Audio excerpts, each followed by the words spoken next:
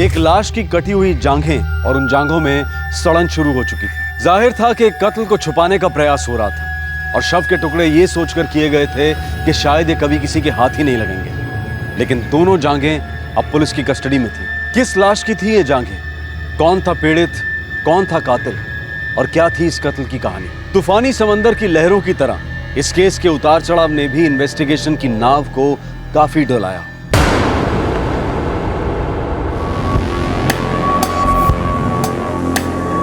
Body parts हैं, जांघें मालूम होती हैं।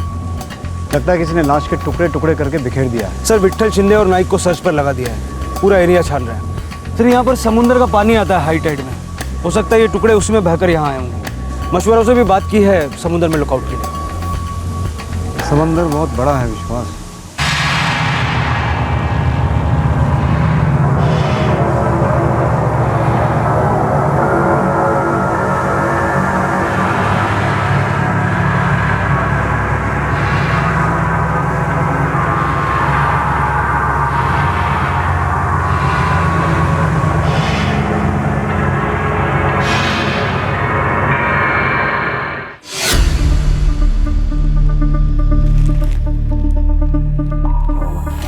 सर शिवखेड़ की पूरी खाड़ी छान मारी, अब तक कुछ नहीं मिला।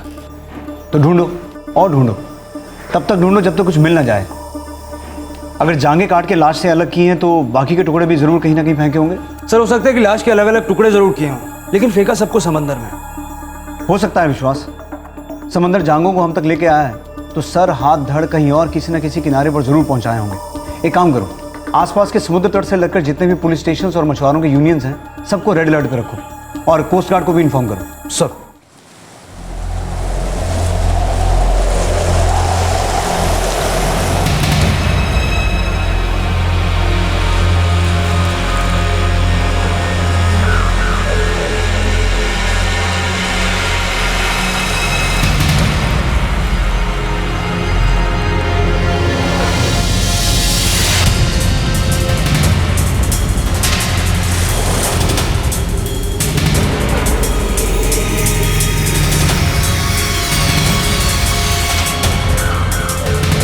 शिवखेड़ की खाड़ी में एक लाश की दोनों जांघें मिली हैं। सारे पुलिस स्टेशन को इतला किया जा रहा है कि उनके इलाके में इस लाश के बाकी के टुकड़े मिलने की संभावना है और हर मुमकिन एरिया पर सर्च पार्टी भेजी जाए।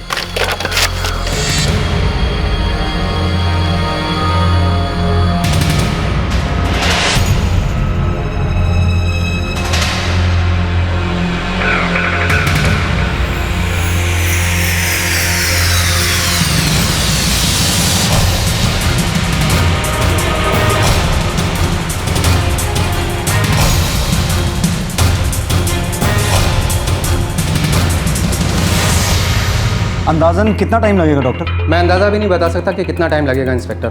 फॉरेंसिक मामला है, वो लोग ही शायद आपको एक रफ टाइमलाइन दे सके, लेकिन एक बात तो है, वक्त लगेगा काफ़ी।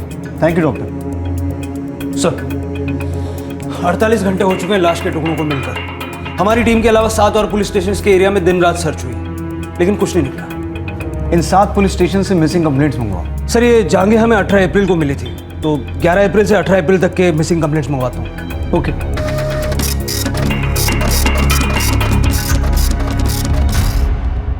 सर 11 से 18 अप्रैल तक की ये मिसिंग कंप्लेंट्स हैं। सुरेश धुरी, पुरुष, उम्र 45 साल, मिरोशी पुलिस स्टेशन का केस है। इसके बेटे जतिन धुरी ने 16 अप्रैल को इसकी मिसिंग कंप्लेंट लिखवाई।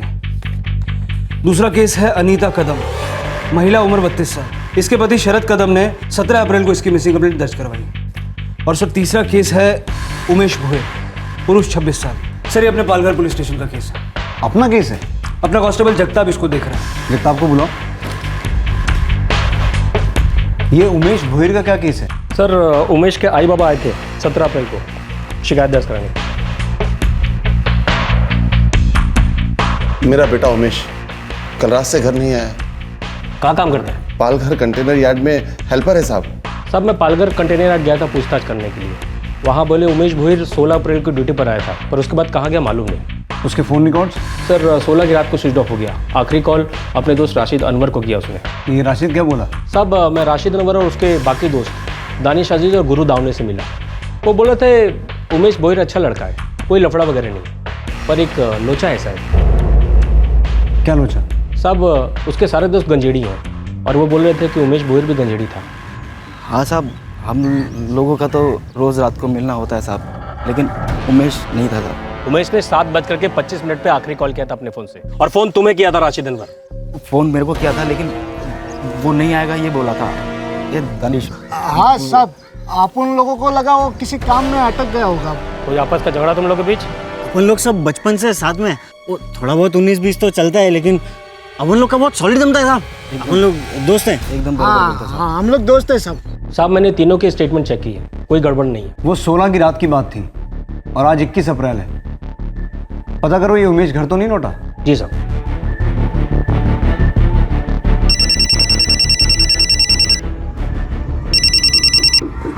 हेलो। कांस्टेबल जगताप बोल रहा हूँ पालघर पुलिस स्टेशन से। हाँ हाँ साहब, क्या हुआ, कुछ पता चला हमारे उमेश का? मैं आपसे ही पूछने जा रहा था, कुछ खबर उमेश की?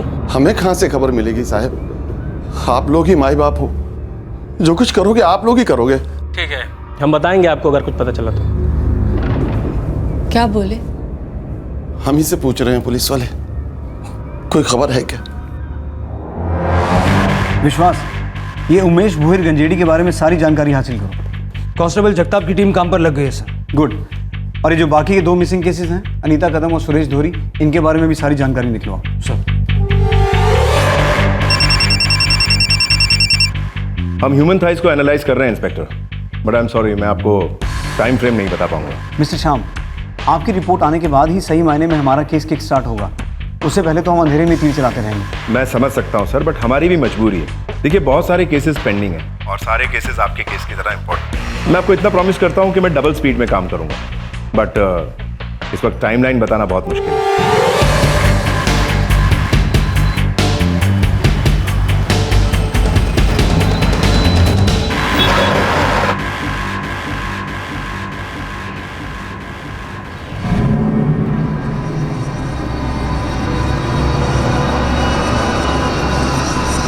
शरद कदम। हाँ मैं ही हूँ साहब।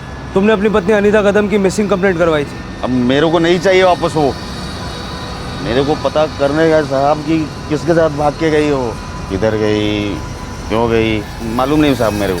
साहब तकलीफ उसको भी होना मांगता है ना साहब। घर पर और कोई है? खुद की कोख से पैदा हुआ सिक्का ही खोटा हो तो दुनिया पे क्या उंगली उठाना साहब। मेरा बेटा तो शराब में डूबा हुआ था, लेकिन मेरे बहू का दम घुट रहा था। चली गई उसे छोड़ के। कुछ तो कहा होगा आपसे? कुछ नहीं, सिर्फ थैली ली और कांदे बटाटे लेने जा रही हूँ कहा मुझसे।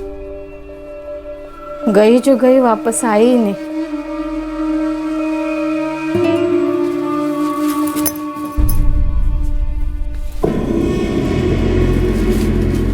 आई, बटाटे खत्म हो गए, कांदे भी 2 ही 3 बचे हैं, मैं लेके आती। क्या करती बेचारी, ना औलाद का सुख ना पति का प्यार। घर ही नहीं रहा साहब हमारा, कैसे रहती उसके साथ। सारा दोष मेरे बेटे शरद का है। हाँ, कहीं अपने मायके तो नहीं गई? नहीं, फोन करके पूछा मैंने मेरे समधन को, उसकी भी हालत बहुत खराब है।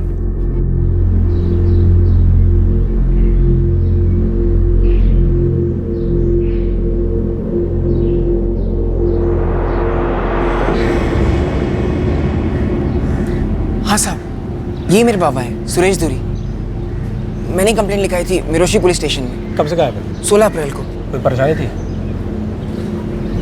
साहब, हम गरीब हैं, परेशानी तो साई की तरह हमारे पीछे पड़ी रहती है। खेत में उपज नहीं तो सारी गलती मेरी।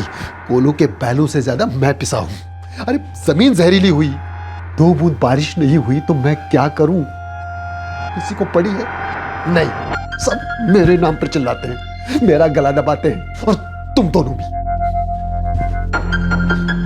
सर पे कर्जा था? सिर्फ सर पे नहीं साहब, सब कुछ कर्ज में डूबा था।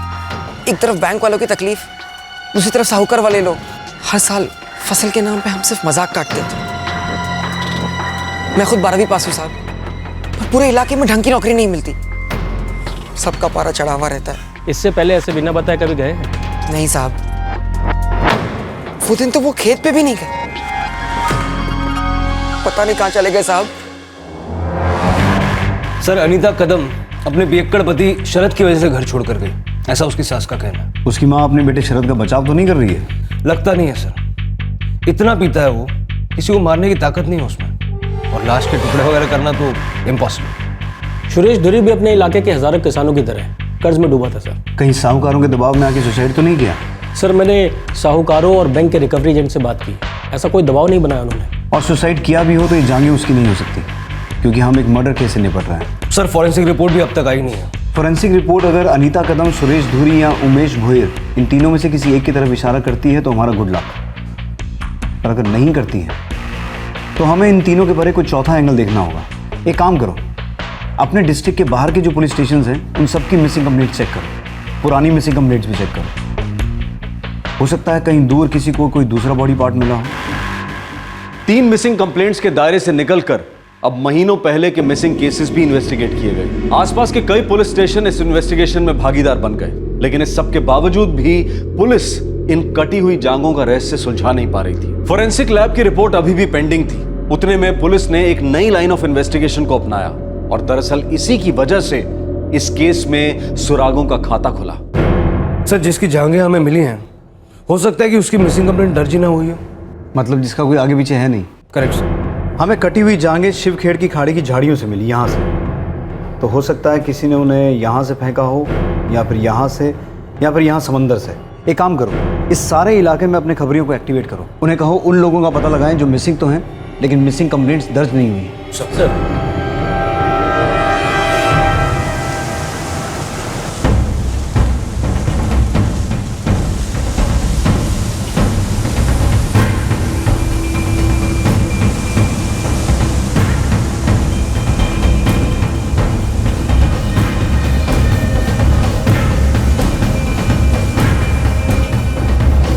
साहब आपका निशाना एकदम सही जगह पे लगा है। अपने वान गांव के कंसोरी गांव की एक लेडीज़ है, मैरिड लेडीज़ है साहब, मीनाक्षी लोखंडे। साहब वो मिसिंग है, लेकिन उसके हस्बैंड ने कोई कंप्लेन नहीं लिखाया है। पति का नाम क्या है? नीलेश लोखंडे नाम है साहब, इधर एक छोटी सी फैक्ट्री में काम करता है। और ये मीनाक्षी लोखंडे कब से मिसिंग है? साहब ये गाँव वाले बता रहे थे कुछ 3-1 महीने से मिसिंग है। 3 महीने? हो साहब, और ये नीलेश एकदम मज़े में रह रहा है, ना कोई कंप्लेन ना कोई टेंशन, एकदम बिंदास साहब।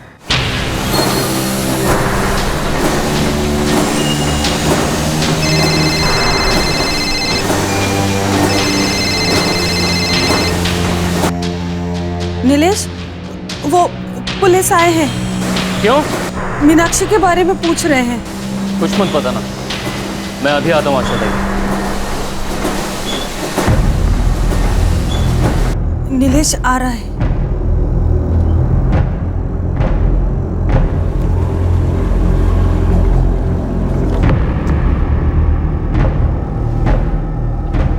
बेटा जाओ बाहर जाके खेलो। मीनाक्षी, मीनाक्षी 3 महीने से गायब है, लेकिन तुम उसे ढूंढ नहीं रहे हो। इसका मतलब है तुम्हें पता है वो कहाँ है? नहीं सर, मैं नहीं जानता। मैं ढूंढ इसलिए नहीं रहा हूं, वो और मैं पहले से एक दूसरे को खो चुके हैं, अब कोई मतलब नहीं उसे ढूंढने का। मैं खुश हूं बच्चों के साथ। वो तुमसे ना खुश थी? मैं खुश नहीं था उससे, शर्म के मारे गर्दन झुक जाती थी मेरी। ऐसा भी क्या शर्मनाक काम करती थी तुम्हारी बीवी? लत लग गई थी उसे। कैसी लत? मेरी पत्नी को मर्दों की लत लग गई थी। हर हफ्ते कोई नया, मुझसे पेट ही नहीं भरता था उसका। नाम जानकर क्या करोगे? कुछ करोगे? सच में कुछ करोगे? दिगंबर नाम है ना उसका। चलो अच्छा है, नाम जान लिया तो ये भी जान लिया होगा कि उसमें ऐसा क्या है जो तुम में नहीं है। क्या नहीं करता हूं तुम्हारे लिए? अच्छा कमाता हूं, सारे पैसे तुम्हारे हाथ में देता हूं, 2 प्यारे बच्चे अपने, उन्हें छोड़कर तुम अलग अलग मर्दों के साथ घूमती फिरती हो और पता नहीं क्या क्या करती हो। यही तो रोना है, कि तुम्हें पता नहीं कि क्या करती हूँ या फिर कैसे किया जाता। मीनाक्षी क्या चाहिए तुम्हें? 2 बच्चे और हाथ में तनख्वाह देने से एक औरत की जरूरत पूरी नहीं होती। एक असली औरत को असली मर्द ही चाहिए जो उसकी हर जरूरत पूरी कर सके। अब इससे ज्यादा और तुम्हें क्या समझाऊं? तेरे हिसाब से मैं असली मर्द नहीं हूं? दिगंबर असली मर्द है? हाँ?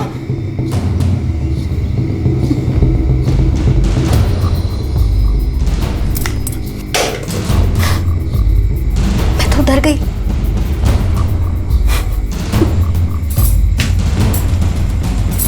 सामने से बोलती थी तुम नामर्द हो, खुश नहीं कर सकते हो मुझे। ऐसे औरत के साथ कोई क्या करेगा? मार डालेगा जान से। मेरे 2 छोटे बच्चे हैं सर। मैं तो पहले से बाप के साथ साथ माँ का भी काम करता आया हूं, अब तो पूरी तरह करता हूं।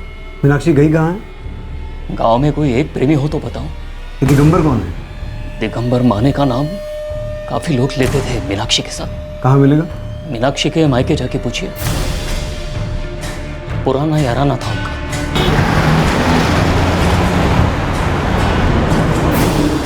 सर ये नीलेश लोखंडे आदमी तो सीधा लगता है, पर विश्वास ऐसा कहीं लिखा तो नहीं है कि सीधा आदमी झूठ नहीं बोल सकता या मर्डर नहीं कर सकता। हो सकता है 3 महीने तक उसके अंदर चिंगारी सुलगती रही हो और एक दिन उसने जाकर भड़ास निकाल दी, मार डाला मीनाक्षी को।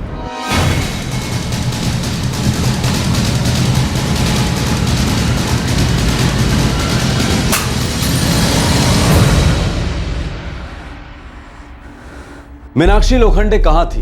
क्या वो कटी हुई जांघें मीनाक्षी की थी? लेकिन मीनाक्षी अपने पति नीलेश का घर 3 महीने पहले छोड़ चुकी थी। पुलिस अब अपनी पूरी ताकत लगाकर मीनाक्षी को ट्रेस करने में लग गई। आखिरकार मीनाक्षी के साथ हुआ क्या था?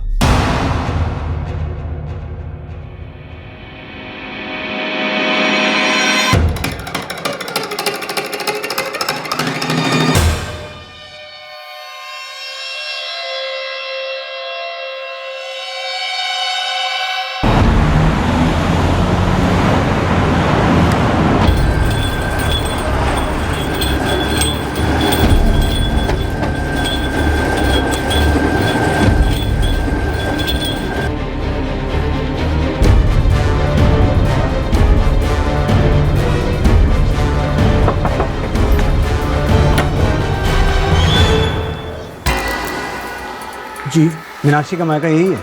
बाप हूँ मैं उसका। बोलिए कहाँ है आपकी बेटी? मीनाक्षी हम जैसे नहीं थी, अलग थी, वो गलत थी। नीलेश जैसा आदमी उसे कभी नहीं मिलेगा। वो तो ठीक है, पर इस वक्त मीनाक्षी है कहाँ? हमें नहीं पता और हम जानना भी नहीं चाहते। नीलेश का घर छोड़ने के बाद मीनाक्षी आई थी यहाँ? एक दिन के लिए अपना काला मुंह लेकर बैठी थी यहाँ।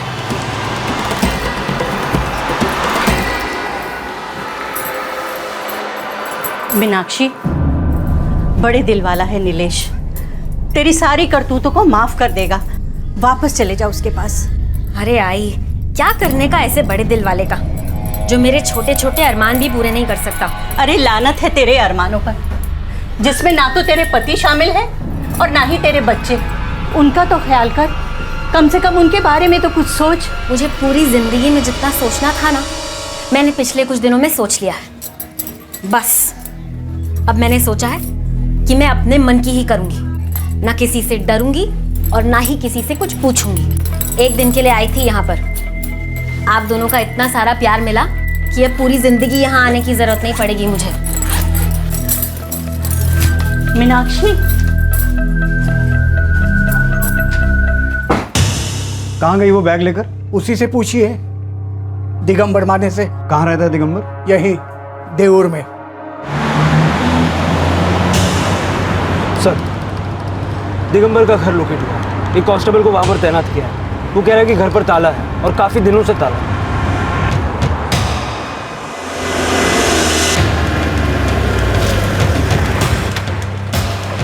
सर पड़ोसी कह रहे हैं कि 2.5 महीने से ताला लगा हुआ है यहाँ पे। मीनाक्षी आई थी यहाँ रहने? साहब नाम तो नहीं पता, पर 3 महीने पहले एक औरत आई तो थी दिगंबर के साथ यहाँ रहने।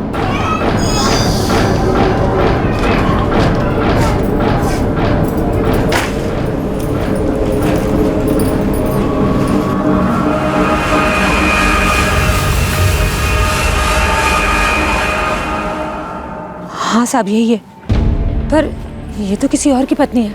कहाँ गए ये दोनों, मीनाक्षी और दिगंबर? अब मुझे कैसे पता होगा साहब, बस इतना बता सकती हूँ कि दिगंबर यहाँ पास में एक फैक्ट्री में सर्विस करता था। विश्वास, ताला तोड़वा दो।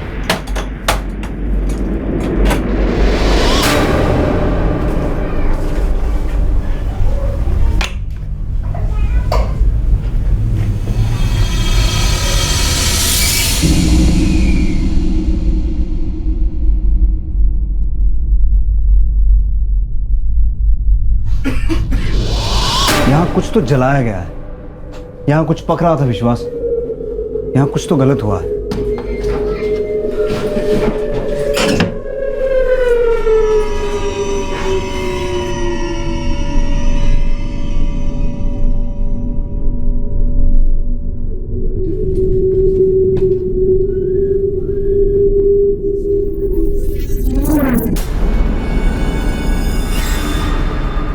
सर, आप सही कह रहे थे, 2.5 महीने पहले यहाँ काफी कुछ पक रहा था।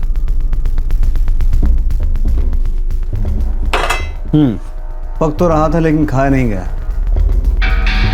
पकी चीज जल गई। तुम दावे के साथ कह सकती हो कि ये घर 2.5 महीने से बंद था, यहाँ कोई आया गया नहीं? साहब अगर दिगंबर यहाँ आया होता तो मुझे पता चल जाता, मैं पूरे टाइम घर पर ही रहती हूँ। ये दिगंबर मिलेगा कहाँ? साहब वो जिस फैक्ट्री में काम करता है, गणेश मिस्त्री, वहाँ से भी उसके बारे में पता नहीं चलेगा, क्योंकि कुछ दिन पहले एक आदमी आया था उसके बारे में पूछते पूछते। तुम्हें कुछ तो पता होगा, उसके कोई रिश्तेदार, उसका कोई दोस्त? माँ बाप दिवासी पालघर में रहते हैं। पर विश्वास, हमें तो मालूम तक नहीं है कि दिगंबर दिखता कैसा है। सर, गणेश फिशरी की फाइल्स में उसकी फोटो जरूर होगी।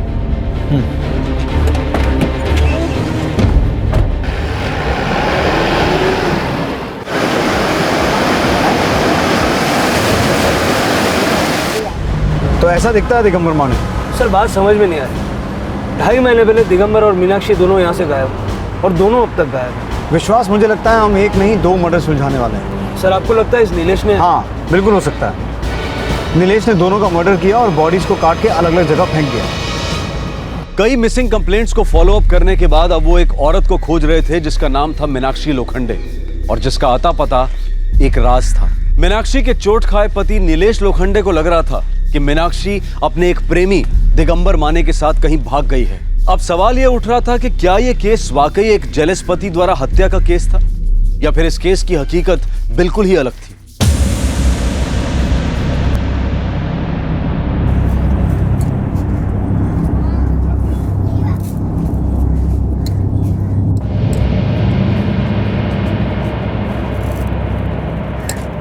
ये दिगंबर का घर है?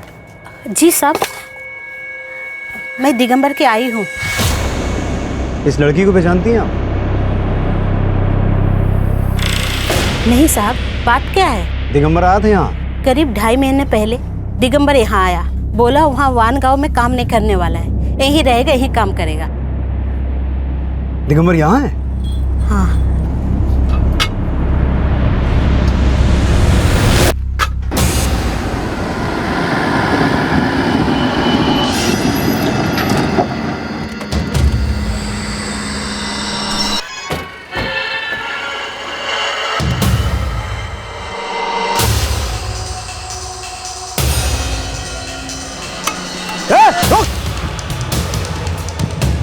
दिगंबर!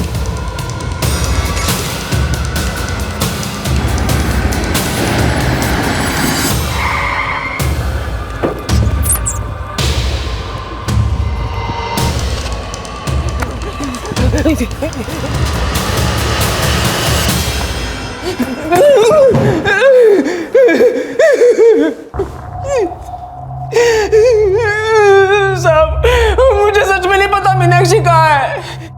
तुझे ये नहीं पता मीनाक्षी की लाश कहाँ है? अब तूने उसकी लाश के इतने टुकड़े करके यहाँ वहाँ फेंके तो याद कैसे होगा, है ना? साहब क्या बोल रहे हैं, मैं कुछ समझ नहीं पा रहा हूँ साहब।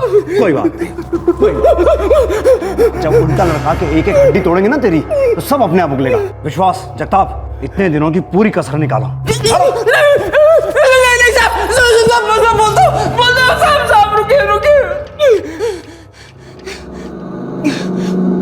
शुरुआत से बता। साहब, मीनाक्षी के साथ मेरी पुरानी पहचान थी। जब मैं वानगांव में काम करने के लिए तब वो फिर से दिखी। फिर से हमारी दोस्ती शुरू हो गई। दोस्ती? चक्कर फिर से शुरू हो गया साहब। हम लोग उसके घर पे मिलने लगे।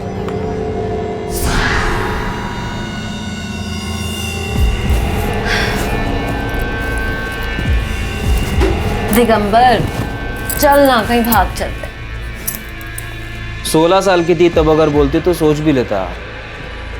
अब तेरी शादी हो गई है, 2 बच्चों की माँ है, भागकर कहाँ जाएंगे? बच्चों को मैं संभाल लूंगी, लेकिन उस नीलेश के साथ ना सारी जिंदगी मैं नहीं रह सकती। क्यों? इसमें क्या कमी है? कुछ नहीं, बस उसमें ना तेरी वाली बात नहीं है। मेरी वाली बात वो तो कई सारे लोगों में है। अभी मेरे साथ भागेगी, फिर मेरे से भी उब जाएगी,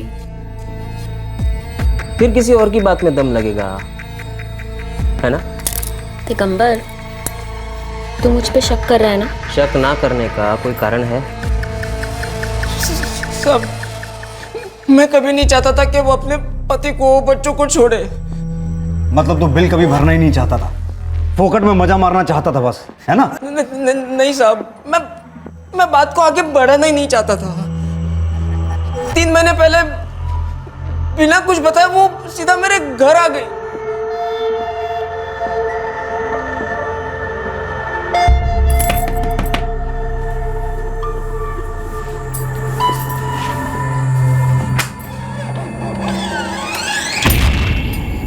निवाला निगल लो और मेरे लिए भी खाना लगा दो, बहुत भूख लगी है।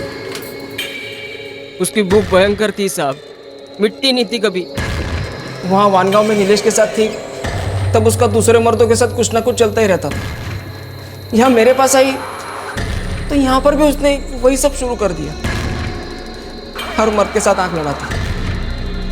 मैंने उसे कितनी बार बोला जा अपने बच्चों के पास जा, लेकिन वो नहीं मानी।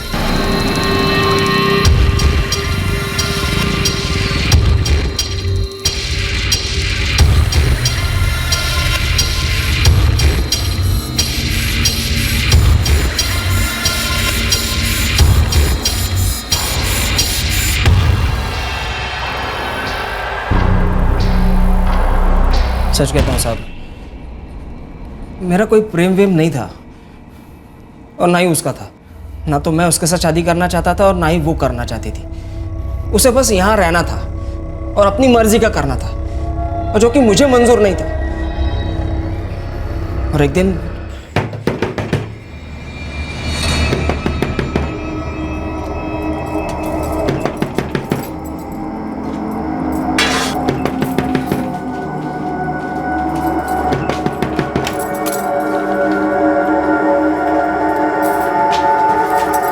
मीनाक्षी, आज रात को ही तुम तुम्हारा सामान बांध के रखना। कल सुबह होते ही मैं तुम्हें तुम्हारे घर छोड़ दूंगा। क्यों? क्योंकि तुम मुझे यहाँ पर नहीं चाहिए, इसलिए। क्यों? क्या क्यों क्यों लगा रखा है? मैं तुमसे शादी वादी करने वाला तो हूँ नहीं। पलटी मार रहे हो? मैंने अपना घर, अपने बच्चे सब कुछ छोड़ दिया। क्यों? क्योंकि तूने कहा कि तू मुझसे शादी करेगा। छोटी, मैंने तुमसे कब कहा मैं तुमसे शादी करूंगा? हर चीज बोलने से नहीं समझी जाती है दिगंबर। तूने मुझे अपने प्यार का वास्ता दिया, मेरे साथ प्यार के संबंध बनाए, और मैंने अपना घर छोड़ दिया, बच्चे छोड़ दिए, पति छोड़ दिया। इसका मतलब तो यही समझा जाता है ना दिगंबर कि तू मुझसे शादी करेगा। प्यार, शादी, ये शब्द ना तुम्हारे मुंह से अच्छे नहीं लगते। तुम्हें सिर्फ तन की भूख पता है। शादीशुदा होने के बावजूद गैर मर्दों से तुम उसे मिटाती रहती हो, और ये गंदगी तुमने यहाँ पर भी शुरू कर दी। मुझे सब पता है, समझी? शादी कर ले मुझसे दिगंबर, सब बंद हो जाएगा। बोलना कब कर रहा है मुझसे शादी? आइंदा कभी मुझ पर हाथ उठाया तो जिंदगी भर भूलेगा नहीं मुझे। सीधे जाऊंगी पुलिस स्टेशन और लिखाऊंगी रपट, कहूंगी कि तुमने मुझे अपने प्यार में फंसाया। फिर देखना, पुलिस को भी मेरी ही बात पे विश्वास होएगा। इसे लेने के देने पड़ेंगे ना, कि भीख मांगोगे मुझसे शादी करने के लिए, समझे?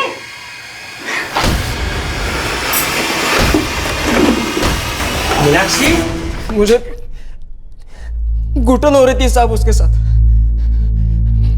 गुस्से में मैंने क्या कर दिया कुछ समझ में नहीं आया, बस कर दिया। और फिर तूने मीनाक्षी की लाश के टुकड़े टुकड़े कर दिए और पूरे इलाके में बिखेर दिए, ये समझ करके हम तक तो कभी पहुंचेंगे नहीं, है ना? क्या क्या क्या क्या साहब? मीनाक्षी की लाश को ठिकाने नहीं लगा? लगा ना साहब, मैं कहाँ इनकार कर रहा हूँ साहब, लेकिन मैंने मीनाक्षी की एक उंगली तक नहीं काटी साहब, सच में।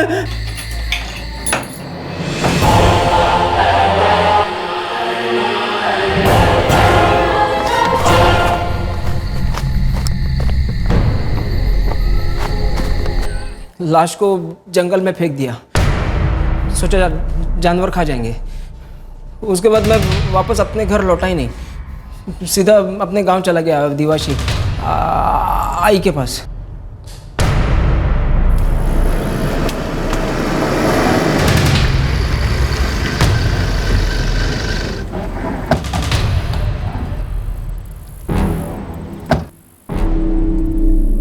इधर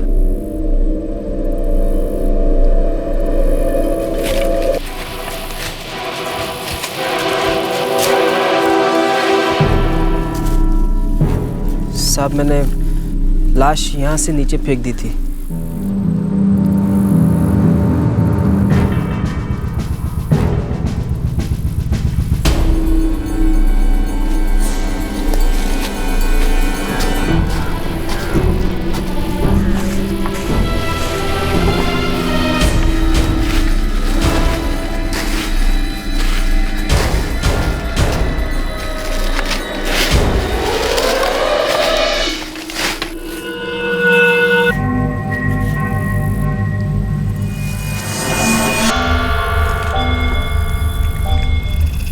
साहब, बोनी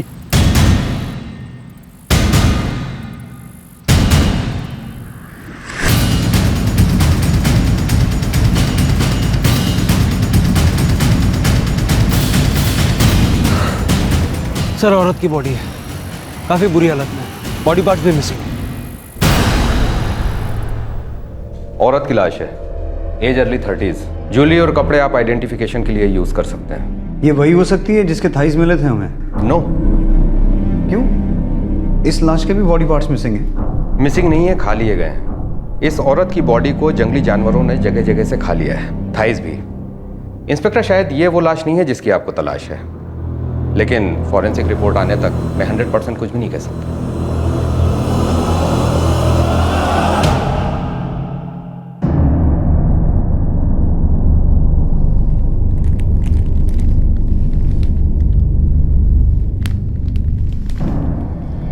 ये मीनाक्षी की साड़ी, ये जेवर शादी के वक्त बनाए थे।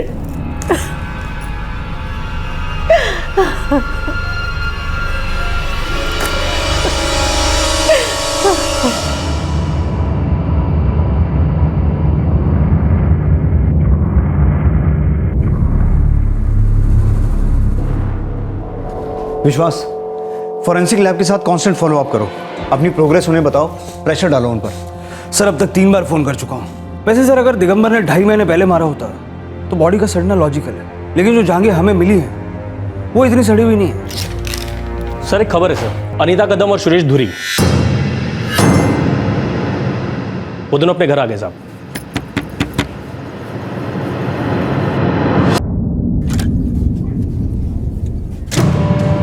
अनीता, कहाँ चले गए थे तू? आजा बेटा, आजा।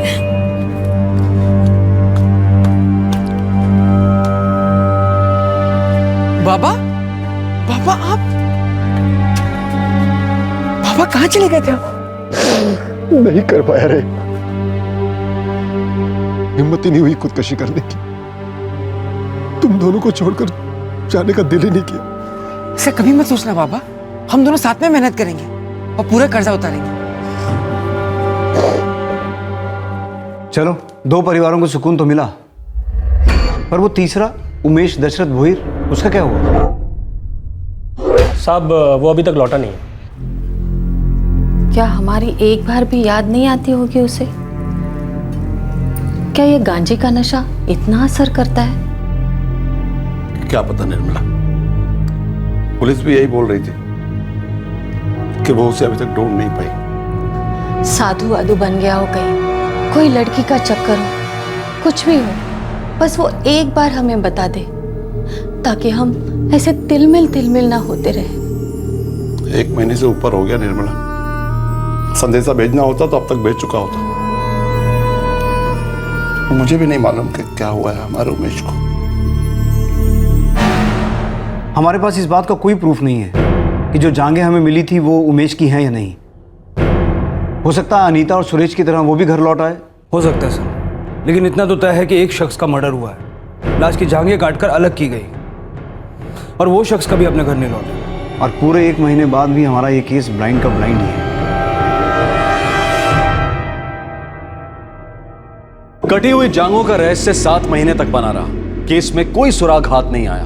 मामला ज्यों का त्यों बना रहा और फिर पूरे 7 महीने बाद इस केस के इंजन को एक किक स्टार्ट मिला।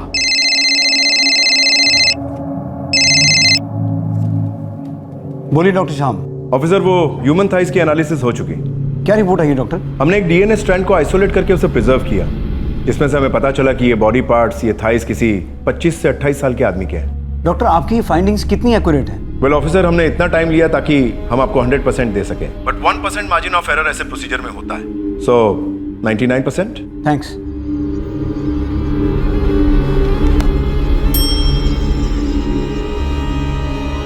विश्वास, फोरेंसिक रिपोर्ट आ गई। मेल 25 से 28 साल। सर, उमेश भोयर 26 साल। हो सकता है उमेश भोयर का कत्ल हुआ हो और जांघें काट के अलग की गई हो। सर, उमेश भोयर अब तक नहीं लौटा है और उसके बारे में कोई लीड भी नहीं मिली सर। उस बॉडी पार्ट से डीएनए प्रिजर्व किया हुआ है, उमेश के माँ बाप से मैच करके देख सकता है।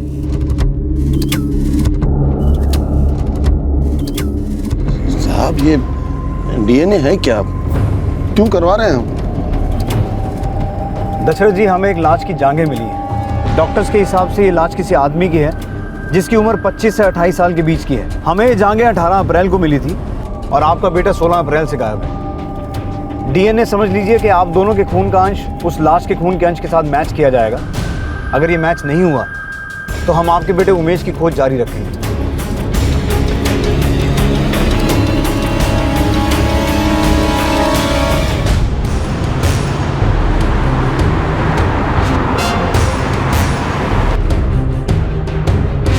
अगर डीएनए मैच कर गया तो उमेश भोयर के कातिलों को हम खोद के ढूंढ निकालेंगे। लेकिन सर, अगर ये डीएनए मैच नहीं हो पाया तो हम फिर से उसी पॉइंट पर आ जाएंगे जहां से हमने इस केस की शुरुआत की, यानी कि हमारे पास रह जाएंगी सिर्फ कटी हुई जांघें, जो कि 25 से 28 साल के किसी पुरुष को। 7 महीने से घर वापस नहीं आया हमारा उमेश। एक फोन भी नहीं किया उसने। क्या हमारा उमेश हमें छोड़ के चला गया होगा इस दुनिया से? काश के ऐसा ना हो। काश के वो डीएनए टेस्ट मैच ही ना हो और हमारा उमेश कभी लौट के आए ही ना। एक आस तो बनी रहेगी कि एक न एक दिन आएगा लौट के, शायद अपने चरस गांजे की लत से निकल के बाहर। उस दिन के ठीक 2 हफ्ते बाद डीएनए रिपोर्ट पेश हुई। इस रिपोर्ट के रिजल्ट ने भोयर परिवार पर एक दर्दनाक कहर बरसाया, पर दूसरी तरफ इस रिपोर्ट ने इस ब्लाइंड केस की अंधी गली की दीवार में एक छेद कर दिया। दशरथ जी, Nirmala ji, DNA sample match हो गया है। हमें जो लाश की जांघें मिली थी वो आपके बेटे उमेश की हैं।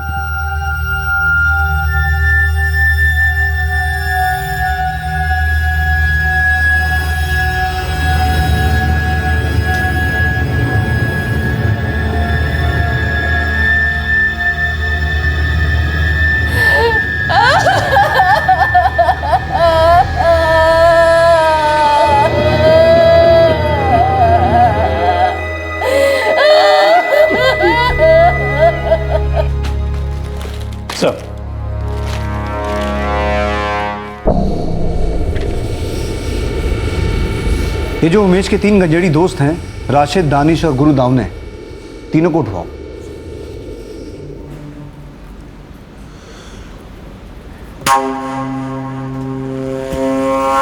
साला दोनों आउट हो गए।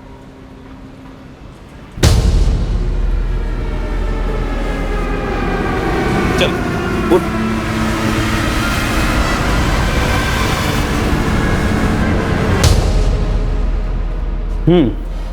चलो शुरू करो। साहब मैंने हवलदार साहब को 7 महीने पहले बोला था कि वो साहब उमेश मेरे को बरोबर फ़ोन किया था और बोला कि मेरे को नहीं आने का है माल मारने। क्यों, कहीं और जाने वाला था दम मारने? नहीं साहब, अब ये नहीं बोला कि किधर को जाने का है। हाँ साहब, उसके बाद कई दिनों तक अपन लोग टेंशन में सोचते रहते थे ये उमेश फ़ोन क्यों नहीं कर रहा, और अपन लोग फ़ोन करेगा तो उसका फ़ोन ऑफ था साहब। उमेश की किसी के साथ कोई दुश्मनी थी? कोई लड़की को लेके लफड़ा या पैसों को लेके या कोई और? अभी अपने को तो कुछ बोला नहीं साहब। उसके काम की जगह पे कुछ हुआ रहेगा तो अपन लोग क्या बोल सकते हैं साहब। अभी साहब कंटेनर यार्ड का कितना गर्दी रहता है वहाँ पे कारखाने के अंदर।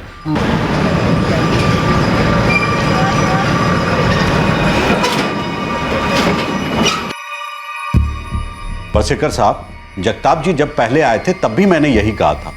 उमेश बुहेर काम यही करता था लेकिन कैजुअल था, परमानेंट नहीं। किसी से कोई झगड़ा यहाँ पर? बिल्कुल नहीं, किसी से कोई लेना देना नहीं। बस एक दिन काम पर नहीं आया, फिर हवलदार साहब आए पूछने के लिए, तभी पता चला कि गायब हुआ है। हाँ साहब, हमें पता था कि उसे चरस गांजा पीने की लत लग गई थी। बार बार बोला साहब मत कर मत कर, क्या कुछ नहीं किया उसको रोकने के लिए। साहब अपन 4 लोगों की एकदम मस्त टोली थी साहब। अपन अड्डे पे जाते थे, माल फूकते थे, मस्ती करते थे साहब बस।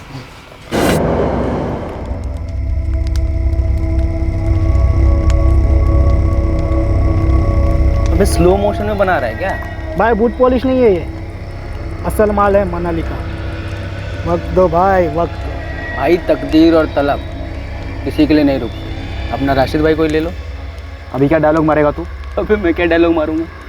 डायलॉग तो तेरी बहन मारेगी तेरे को किसी दिन।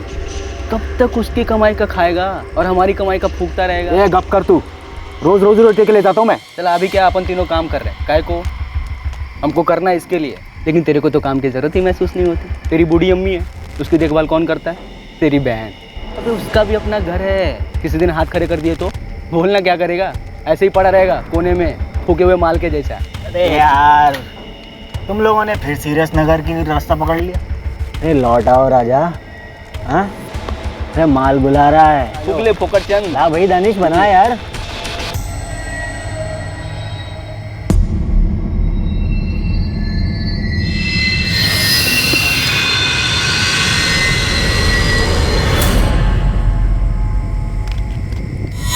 तो उमेश, दानिश और गुरु, इन तीनों के पास नौकरी थी, और राशिद तू बेरोजगार था। हाँ साहब, अभी बैड लक चल रहा है आजकल। और ये बैड हैबिट, चरस गांजे की लत, ये कब से चल रही है?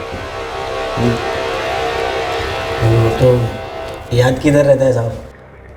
तेरे को राशिद याद है क्या कभी तू पहली बार माल फूका था? हम लोग लिमिट में फूकते साहब, बस काम करते करते थोड़ा टाइम पास। तू दिन भर घर पे रहता है, दिन भर फूकता है क्या? नहीं साहब ये सच नहीं है साहब। तो सच क्या है? तो कुछ तो छुपा रहा है यार मुझसे। नहीं साहब कुछ तो नहीं, एकदम सच बोल रहा हूँ साहब। तो सुन राशिद, और तुम दोनों भी, दानिश और गुरु, तुम्हारे दोस्त उमेश का हुआ है मर्डर, कत्ल, और उसके बाद उसकी लाश के टुकड़े टुकड़े किए गए हैं, समझे? अब हम यहाँ टाइम पास करने तो बैठे नहीं। अगर हमें ज़रा सी भी भनक लगी ना कि उसके कत्ल में तुम्हारा कोई दखल है, तो तुम तीनों के भी वैसे ही टुकड़े किए जाएंगे, पर तुम तीनों की हालत उससे बदतर होगी। क्यों साहब? क्योंकि तुम तीनों जिंदा रहोगे, रेंगते रहोगे जेल में। साहब अपन लोग ने कुछ किया नहीं है साहब। साहब आई शपथ अपन सच बोलते हैं साहब। अपन लोग तो उसको फोन लगा। कुछ याद आए तो बुलाना ही है। वो हर जगह अपनी बाइक पर ही जाता था साहब। लेकिन मिसिंग कंप्लेंट में तो कहीं नहीं लिखवाया कि उस रात भी बाइक पर ही गया था। क्यों नहीं लिखा गया पता नहीं, मैं तो बोला था। जगताप इसमें बाइक के बारे में तो कुछ लिखा ही नहीं है। सब दशरथ बोइड ने जो बोला वही लिखा, उसने बाइक के बारे में कुछ बताया नहीं। दशरथ बोइड हड़बड़ी में भूल गया होगा सर। अगर उस रात वो बाइक पे था तो जाहिर सी बात है कातिल ने बाइक के भी टुकड़े कर दिए होंगे या बेच दी होगी। सर उसके माँ बाप ने बताया कि वो गले में सोने की चेन भी पहनता था।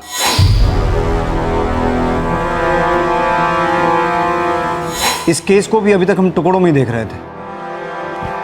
शायद इसकी पूरी तस्वीर को देखते और गहराई में जाते तो बहुत पहले हमारे हाथ कुछ लग जाता। हम बस उन 2 कटी हुई जांघों के शौक में ही रह गए और ये छूट गया हमसे। बाइक और सोने की चेन के साथ साथ ये एक इम्पॉर्टेंट लीड थी हमारे पास, ये कपड़ा जिसमें वो कटी हुई जांघें मिली थी। ये दरअसल बेडशीट का हिस्सा है। मुझे उमेश भोयर के कॉल रिकॉर्ड चाहिए, शायद उसमें भी कुछ छूट गया है हमसे। सर। जगताप सर। उमेश के 3 गंजेड़ी दोस्त, मुझे पूरी डिटेल चाहिए उनकी। हो सर। 26 साल का एक जवान आदमी मारा गया है। प्रॉपर्टी एंगल रूल्ड आउट है क्योंकि गरीब बैकग्राउंड है। दुश्मनी का एंगल हो सकता है। जवानी में दुश्मनी मतलब लड़की का एंगल भी हो सकता है। उमेश भोयर मिसिंग केस अब उमेश भोयर मर्डर केस बन गया था। पुलिस को नए सिरे से शुरुआत करनी पड़ी। फाइनली इस केस को एक दिशा मिल गई थी, लेकिन मंजिल अभी काफी दूर थी।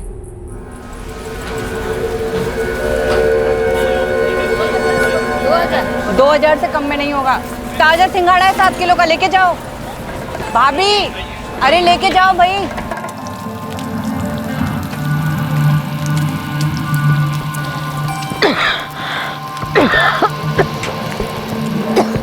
अरे अब आराम से।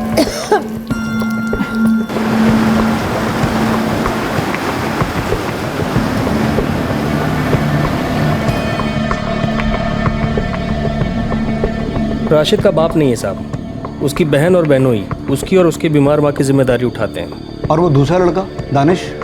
सर दानिश का बाप फिरोज भी मछुआरा है।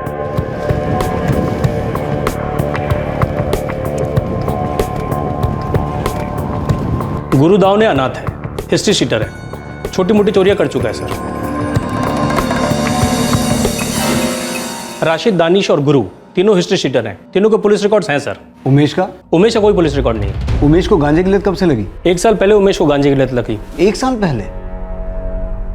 जो आदमी 25 साल तक नशा ना करे और फिर उसे एकदम से गांजे की लत लग जाए, मतलब उसकी जिंदगी की चलना में कोई खास आग तो जरूर लगी होगी।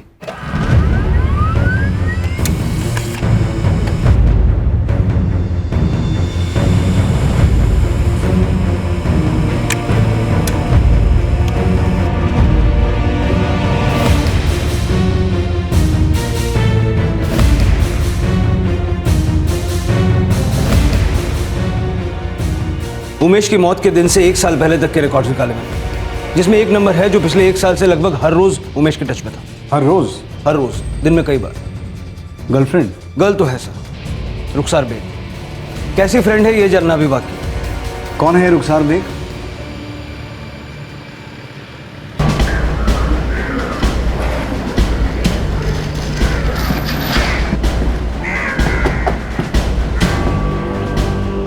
जी जी, रुखसार हमारी बेटी है। क्या बात है साहब? इस वक्त कहाँ है रुखसार? वो अपने घर पे है, अपने शोर सोहेल बेग के। कहाँ है उसका घर? चिंचिणी में।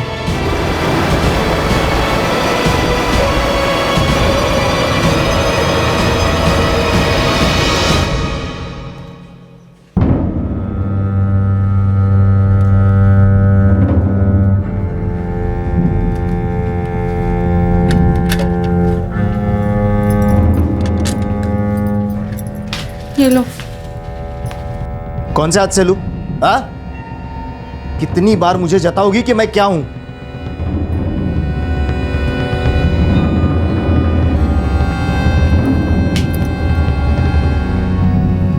रुखसार 25 साल की है और 8 महीने पहले शादी हुई।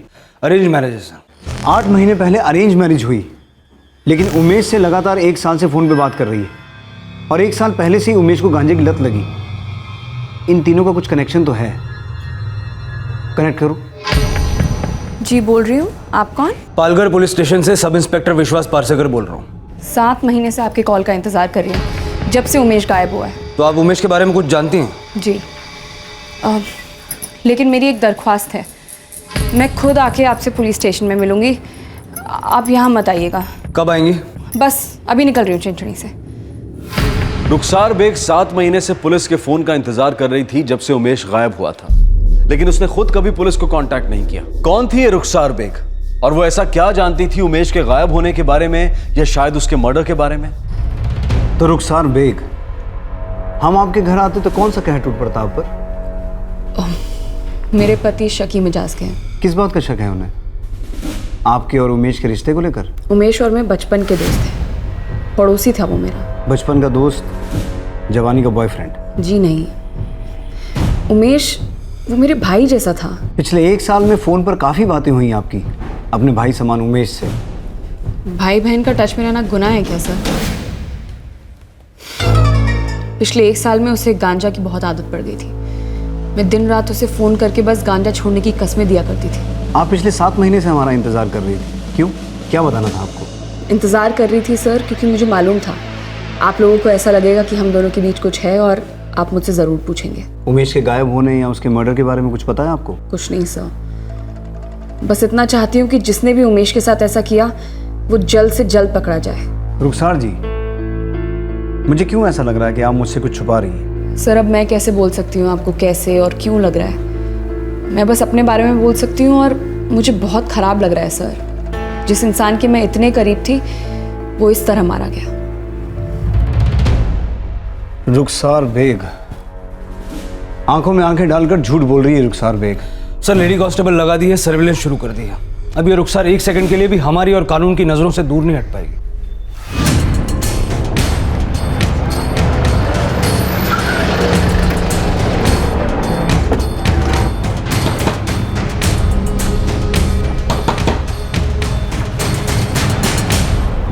यही बगल में रहती थी रुखसार, अब इतने से भी तब से आना जाना था यहाँ। रुखसार और उमेश के बीच में कैसे रिश्ते थे? दोनों बिल्कुल भाई बहन जैसे हैं। भाई बहन जैसे नहीं साहब, भाई बहन ही थे।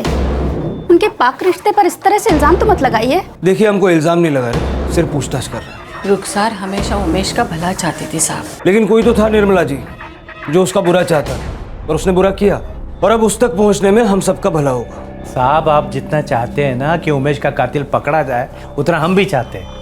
पर ये क्या वाहियात सवाल हुआ कि रुखसार की शादी सोहेल से क्यों हुई?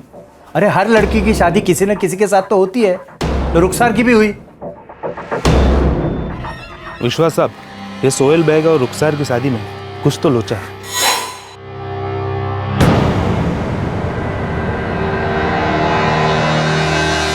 फैक्ट्री में काम करता था सोहेल, मशीन में हाथ गया और कट गया। हाथ शादी के पहले कटा या बाद में? शादी के काफी पहले कटा था। ये रुखसार के माँ बाप ने सोहेल को क्यों चुना? कोई खास वजह? वही तो लोचा है साहब। यहाँ बिरादरी में ये बात फैली है कि सोहेल को शादी के लिए लड़की नहीं मिल रही थी, और वहाँ रुखसार की अम्मी अब्बू को पता नहीं कौन सी ट्रेन पकड़नी थी कि उसका हाथ इसने सोहेल के हाथ में दे दिया। जोड़ी बोले तो तेल और पानी है साहब। सोहेल मुझे सही बंदा लगा, इसलिए मैंने उसे चुन लिया। अब इस पे भी सवाल या निशान? यानी बाप को तो कोई हक ही नहीं है क्या? सर रुखसार के माँ बाप झूठ बोल रहे हैं। उनको ना सर किसी भी तरह से रुखसार को उस घर से, उस मोहल्ले से दूर करना था। ऐसा क्या हुआ था वहाँ? साहब मैंने मोहल्ले में जाके पूछताछ की। ऐसा है ना सर कि रुखसार खूबसूरत है और मोहल्ले के लड़के उस पर मरते भी थे। ये तो हर मोहल्ले की कहानी। पर रुखसार रिटर्न फायरिंग भी करती थी। हबीबा और असलम 24 घंटे गैस पर रहते थे। अब तो घुसपुसा कर भी लोग बात नहीं करते, ना ही दबी जबान में कोई कुछ कहता। सामने से आकर कहते हैं लड़की को संभालो वरना मुंह काला कराएगी किसी दिन। कर करा कर और हम क्या कर सकते हैं? समझाया, डांटा, मैंने कितनी बार तो हाथ भी उठाया, तुम जानती नहीं क्या? पर कुछ फायदा हुआ? कुछ नहीं। मैं तो कहती हूँ हाथ उठाने से बेहतर है उसका हाथ किसी के हाथ में दे दीजिए। एक बार शादी हो गई तो सारा आशिकी का भूत उतर जाएगा सर से, और जब घर गृहस्थी बच्चों के चक्कर में पड़ेगी तो अपने आप लाइन पे आ जाएगी।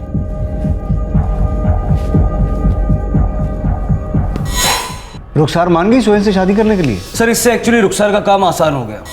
साहब लोग बोलते कि रुखसार ने शादी के लिए हाँ इसलिए किया था कि उसको असलम की पिटाई से छुटकारा मिल जाए, और चिंचड़ी में जाती मैडम ने तो एक से रंग दिखाना शुरू कर दिया था साहब। बोले तो काफ़ी फेमस हो गई थी साहब। सर मुझे जो कहना था मैं पहले ही कह चुकी हूँ, अब नया क्या बोलूँ? सच बोलना बुरा आइडिया नहीं होगा। आपका और उमेश का असली रिश्ता क्या था? भाई बहन मत बोलना, वो तो मैं मानता नहीं हूँ। तो वो आपकी प्रॉब्लम है सर। मैंने तब भी कहा था, मैं आज भी कह रही हूँ, उमेश मेरे भाई जैसा था और कुछ भी नहीं था हमारे बीच।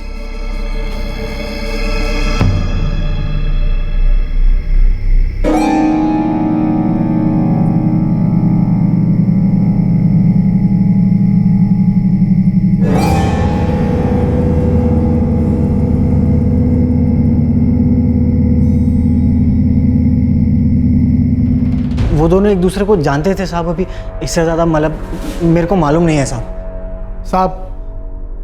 साहब वो अपने उमेश का क्या था क्या नहीं ये तो मैं नहीं जानता साहब।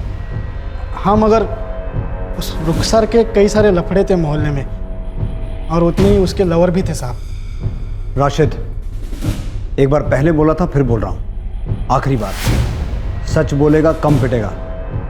बोल दे, बोल।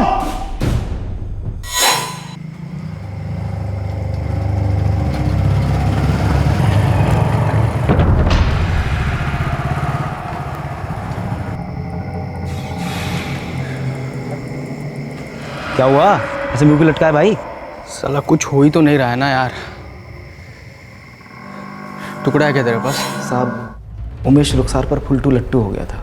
और रुखसार? नहीं साहब, लेकिन हाँ साहब, हफ्ते के जितने दिन, साल के जितने महीने, उतने ही उसके लवर थे। अभी आप बताओ साहब, उमेश बेचारा लल्लू कैसे इन सब। उमेश ने चरस गांजा क्यों शुरू किया था? अभी साहब देवदास आदमी और क्या करेगा साहब।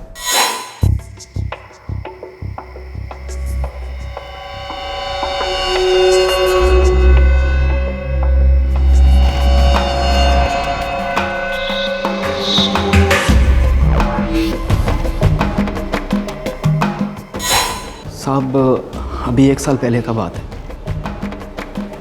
उमेश हर समय मजनू मूड में रहता था साहब। वो चरस गांजे का बड़ा बड़ा कश अंदर ले लेता था, लेकिन रुखसार को बाहर नहीं निकाल पाता। सर एक खबर है सर, चिंचड़ी खाड़ी में मिला साहब। चिंचड़ी में तो रुखसार रहती है ना शादी के बाद? सर चिंचड़ी की छोटी खाड़ी में काफी दिनों से कचरा जमा हुआ था। पब्लिक ने शोर मचाया तो कॉर्पोरेशन ने टीम भेजी और कचरे में कटे हुए हाथ मिले। कटे हुए हाथ चिंचनी खाड़ी से मिले हैं और रुखसार भी चिंचनी में ही रहती है अपने शक्की पति सोहेल बेग के साथ, जिसका खुद का एक हाथ कटा हुआ है। कोई कनेक्शन लग रहा है तुम लोगों को?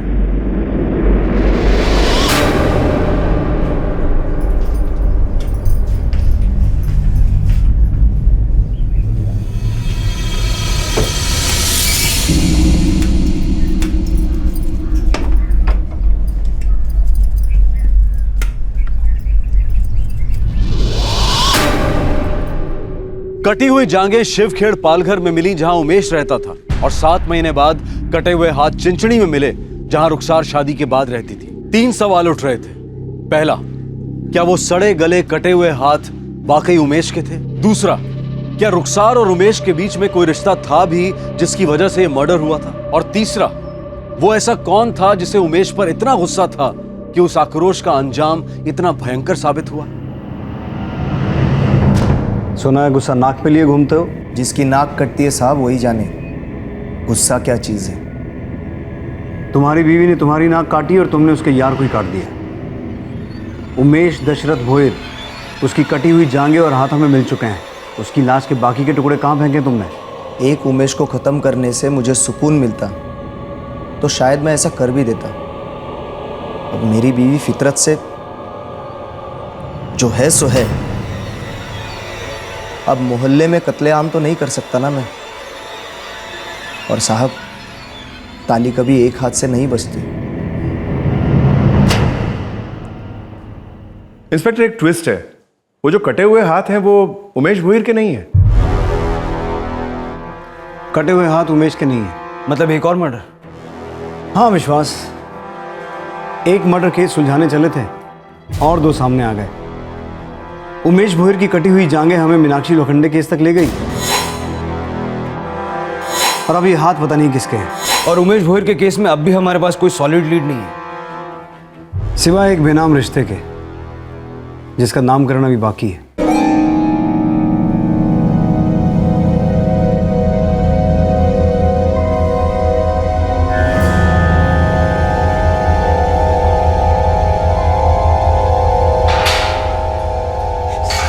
साहब मुझे क्यों बांध रखा है यहाँ पे साहब? तू मेरी नहीं गांजे की गिरफ्त में है राशिद। क्यों तलब उठ रही है? साहब एक बार दम भरवा दो साहब। सब मैं आपके पैर पकड़ता हूँ साहब, प्लीज साहब एक बार दम भरवा दो साहब। देख सब सच सच बता दे तो सब कुछ मिलेगा। उठ। एक तू ही है जिसे पता था कि उमेश रुखसार पर मरता था। अब उमेश वाकई में मर चुका है, मार डाला गया, तो तेरे पास इस बारे में कहने के लिए कुछ भी नहीं है? सब उमेश मेंटल हो गया था। रुखसार की शादी के बाद तो और भी कौन केस हो गया उसका।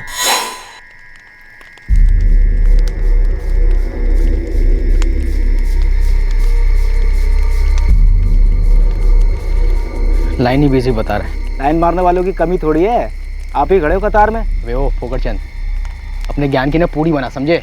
ज़्यादा शांत पट्टी नहीं, ये कोई तरीका है बात करने का? अबे जैसी औकात वैसा तरीका है तू फोकरचंद। क्या है ये फोकरचंद? घर में आईना है ना, जाके देख, मालूम पड़ेगा क्या होता है फोकरचंद। साहब उमेश छोटी छोटी बातों पे चिड़चिड़ा हो जाता था, सुलग जाती थी उसकी। उस रुखसार ने उसके दिमाग का तय कर दिया था साहब।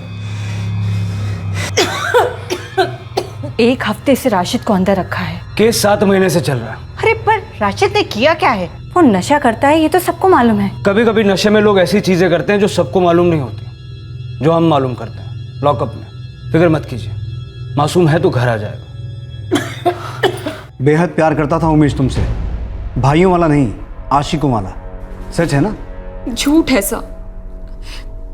मैं मानती हूँ वो भाई बहन वाली बात मैंने झूठ बोली थी, लेकिन उमेश का प्यार भी झूठ था सर। वो प्यार नहीं, वो पागलपन था, और मेरी तरफ से कभी कुछ नहीं था। वो मुझे ब्लैकमेल कर रहा था।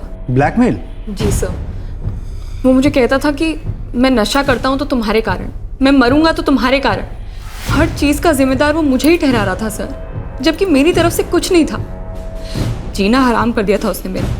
फोन पे फोन, बेवक्त फोन। और तुमने फोन काटने की बजाय कॉलर को ही काट दिया। क्या कह रहे हैं सर? मैं नफरत नहीं करती थी उससे, मुझे फिक्र थी उसकी। भाई नहीं था, आशिक भी नहीं था, दोस्त था। शायद आप नहीं समझेंगे। नहीं, समझ रहे हैं, समझ रहे हैं, लेकिन शायद आप नहीं समझ रही हैं कि हम क्या समझ रहे हैं।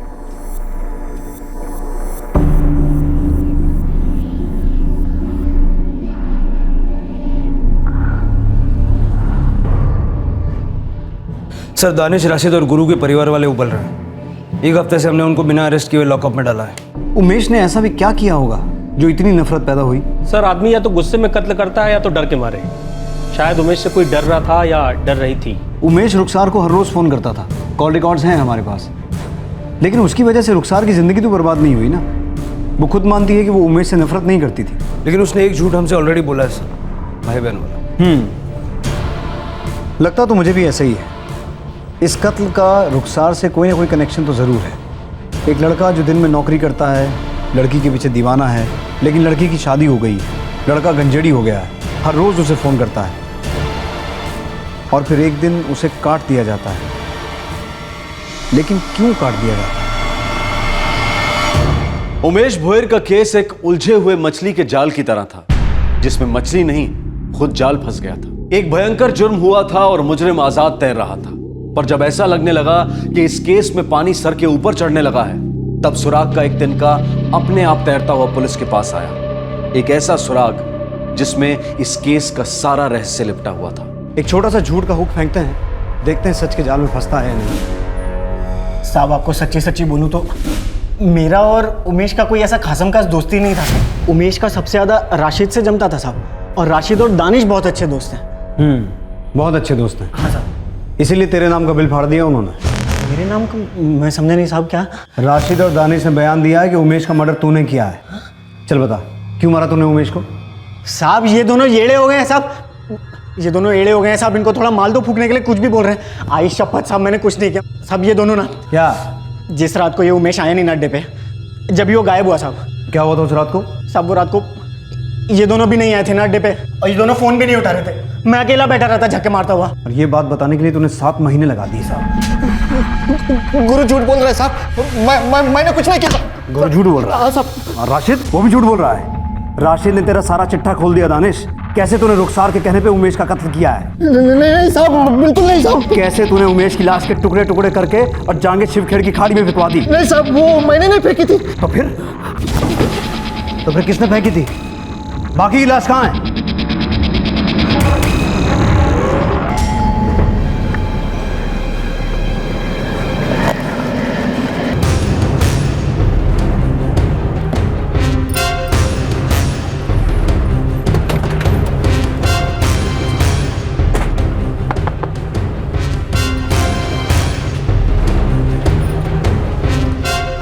राशिद कहाँ है?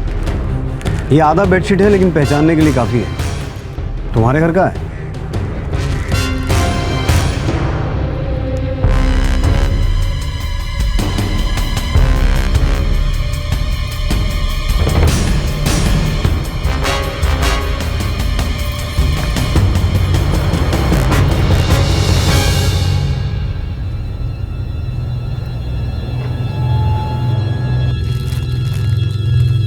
जी हाँ, ये तो हमारे घर की चद्दर है।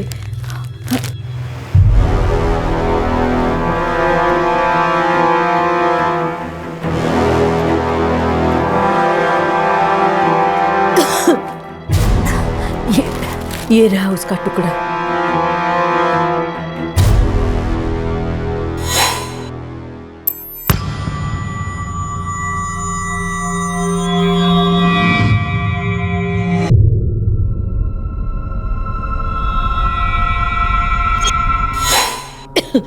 साहब, ये आपको कहाँ से मिली?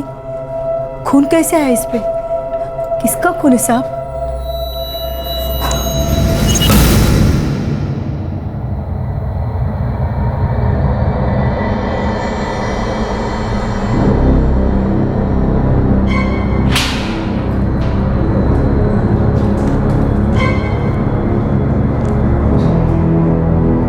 दानिश ने बिना दम मारे तुम्हारे राज को बाहर फूंक दिया राशिद। दिमाग सटक गया है साहब इसका। इतने दिनों से माल फूकने को नहीं मिला ना, तो इसलिए एड़ी टेढ़ी बातें कर रहा है। तुम्हारी अम्मी फरीदा तो कोई नशा नहीं करती ना राशिद। उन्होंने खुद उस बेडशीट को पहचाना जिसमें तुमने उमेश की जांघों को लपेटकर खाड़ी में फेंका था।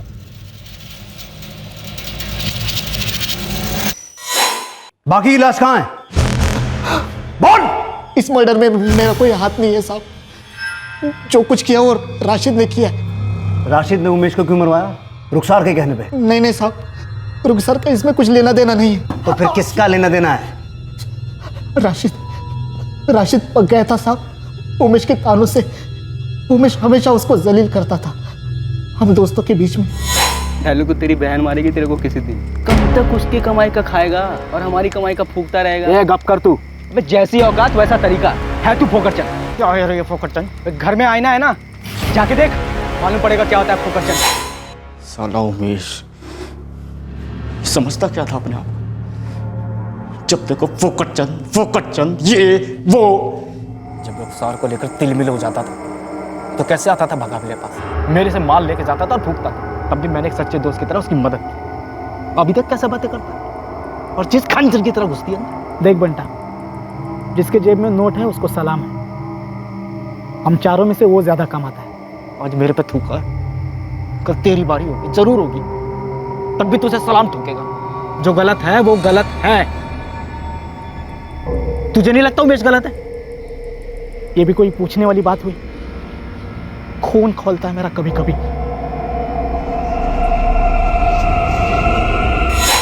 सब जैसे गांजे की लत होती है ना, ऐसी मजाक करने की भी एक लत लग जाती है। और यही लत लग गई थी उमेश को।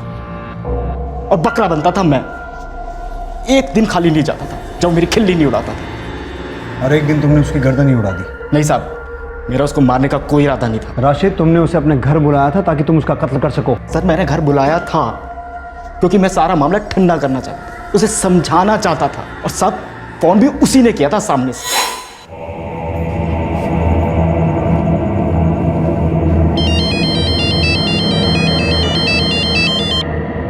अबे अड्डे पर मिल। पूरा तोला लेके आया हूँ, टॉप क्लास सामान, तेरे को भी पिलाऊंगा। काम कर, तो घर पे आ जा। सब लोग बाहर गए हैं, कल तक लौटेंगे। मेरे पास एकदम रापचिक माल पड़ा है, मस्त करके खोलेंगे। आ जा। क्या बात कर रहा है? तेरे पास सामान है? माला माल भिखारी है? फिर तो आना ही पड़ेगा। निकल रहा हूँ। आजा साले आजा। उस रात तुम्हारी अम्मी बीमार थी, हॉस्पिटल में थी। लेकिन सब ये बात आपको कैसे पता? उस रात 16 अप्रैल को आप लोग कहाँ थे? अम्मी की तबीयत बहुत ख़राब हो गई थी तो अम्मी को हॉस्पिटल में एडमिट करवाया था। और माजिद भाई मछली पकड़ने के लिए नाइट ड्यूटी पर थे। आपको पता था कि उस रात राशिद यहाँ अकेला नहीं था? मतलब यहाँ घर पे कोई आया था? राशिद ने उमेश को यहाँ बुलाया था।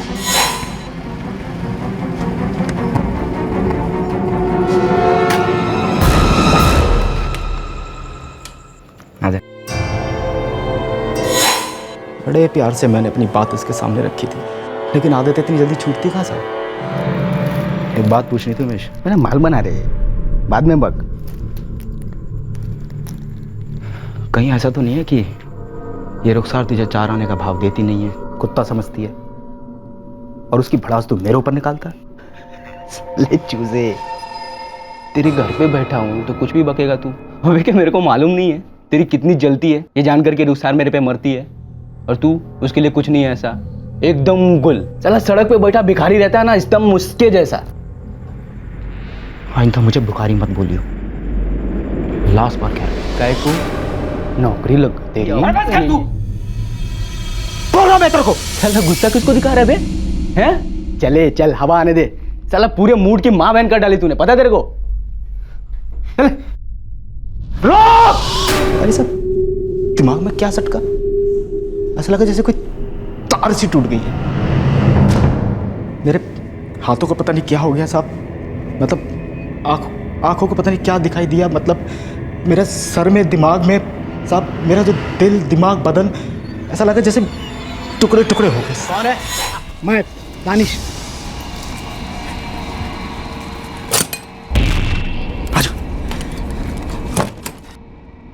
वाट लग के सफाई करते करते। अबे खून किया है तूने, कीमत तो चुकानी पड़ेगी। यार ऐसे तो मत बोल यार तू। मुझे भी कीमत चाहिए, उमेश की बाइक चाहिए मुझे, उसे बेचकर पैसा रखूंगा मैं। नहीं मिल सकती तुझे बाइक। क्यों? अरे बाइक मैं बस स्टेशन पे खड़ी करके आ, ट्रेन पकड़ के घर लौटा हूँ। बाइक कहाँ पे रखा है मुझे बता, मैं जाकर ले लूंगा।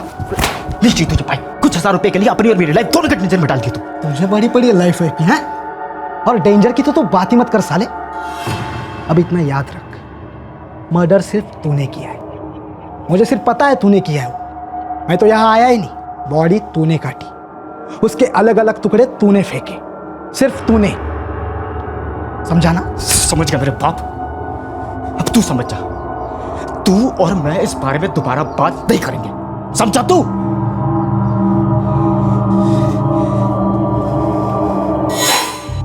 साहब मैं टेंशन में आ गया था, ये दानिश मुंह खोलेगा और मुझे ब्लैकमेल करेगा।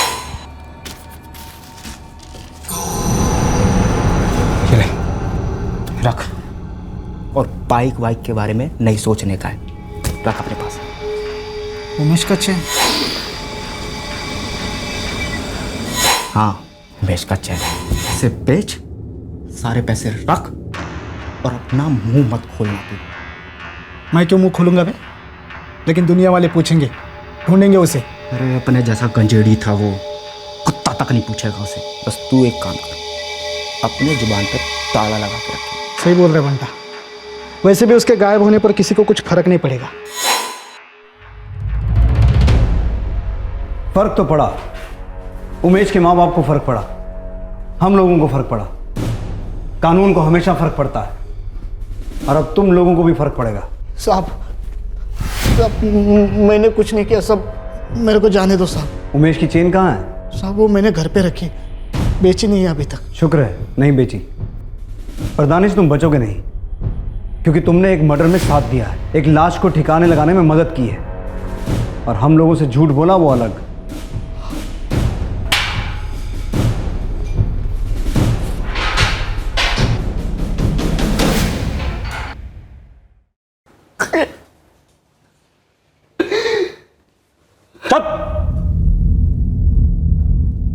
क्यों मुंह खोला तूने? तो करा था कुछ नहीं बताऊंगा, वादा किया था ना तूने।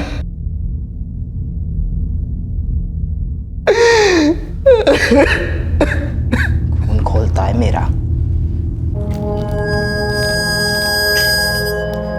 उसके 21वें जन्मदिन पर हमने बनवाया। सर बाइक मिल गई है, बोईसर स्टेशन के पार्किंग लॉट में पड़ी। क्यों क्यों क्यों मारा मेरे उमेश को? गुस्सा था उमेश से। राशिद, आपका बेटा उसका मजाक उड़ाता था, जलील करता था उसे, वो सह नहीं पाया, उसने मार दिया उसे।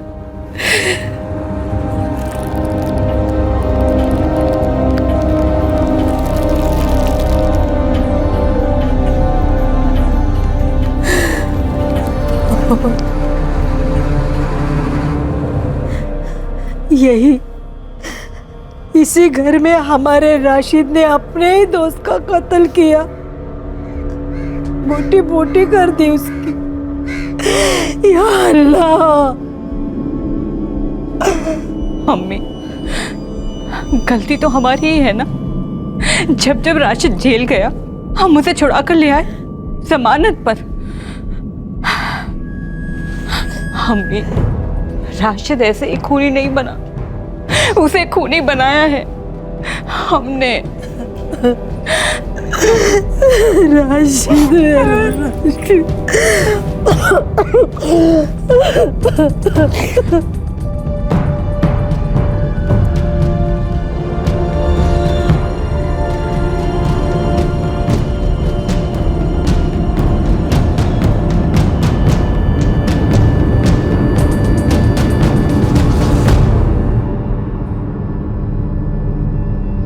कत्ल और सबूतों को मिटाने के जुर्म में पुलिस ने राशिद और दानिश को आईपीसी की धारा 302, 201 और धारा 34 के तहत गिरफ्तार किया है। कत्ल में इस्तेमाल हुआ चॉपर पुलिस ने राशिद के घर से बरामद कर लिया। राशिद ने उमेश भोईर की लाश के ज्यादातर टुकड़े समंदर में फेंके थे, जो कभी किनारे पर आए ही नहीं, और कचरा डंप में फेंके गए कुछ टुकड़े भी पुलिस के हाथ कभी नहीं लग पाए। रुखसार के घर के पास से मिले कटे हुए हाथ किसके थे, इसका पता चलना अभी बाकी है। ऐसे केसेस में इन्वेस्टिगेशन काफी लंबी खिंच जाती है। उमेश का केस क्रैक होने में लगभग 7-8 महीने लग गए। इस केस की तहकीकात ने एक और मर्डर केस का पिटारा खोला, जो था मीनाक्षी लोखंडे मर्डर केस। इस केस की तहकीकात में भी पुलिस और फोरेंसिक टीम का काम सराहनीय था। मीनाक्षी दिगंबर माने के घर बिन बुलाए मेहमान की तरह पहुंच गई, लेकिन दिगंबर एक वक्त के बाद उसके साथ रिश्ता नहीं रखना चाहता था। लेकिन मीनाक्षी अपने लिए दिगंबर की बढ़ती हुई नफरत को महसूस नहीं कर पाई और उसे अपनी जान गंवानी पड़ी।